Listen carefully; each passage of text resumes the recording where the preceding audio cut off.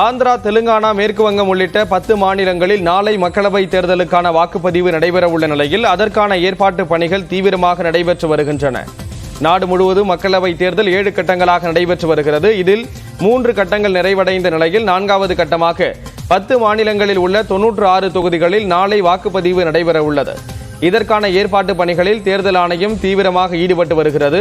குறிப்பாக மேற்கு வங்கத்தில் உள்ள 8 தொகுதிகளில் வாக்குப்பதிவு எந்திரம் பொருத்தும் பணியிலும் வாக்காளர்களுக்கான அத்தியாவசிய தேவைகளை பூர்த்தி செய்வதிலும் தேர்தல் ஆணையம் முனைப்பு காட்டி வருகிறது. இதேபோன்று 25 மக்களவை தொகுதி மற்றும் 175 சட்டமன்ற தொகுதிகளை உள்ளடக்கிய ஆந்திராவில் ஒரே கட்டமாக நாளை வாக்குப்பதிவு நடைபெறவுள்ளது.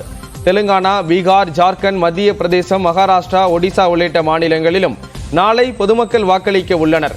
பதற்றமான வாக்குச்சாவடிகளில் கூடுதல் போலீசார் பாதுகாப்பு பணிகளில் ஈடுபடுத்தப்பட்டுள்ளனர். தொடர்ந்து 1 நிமிட செய்திகளை பார்க்கலாம்.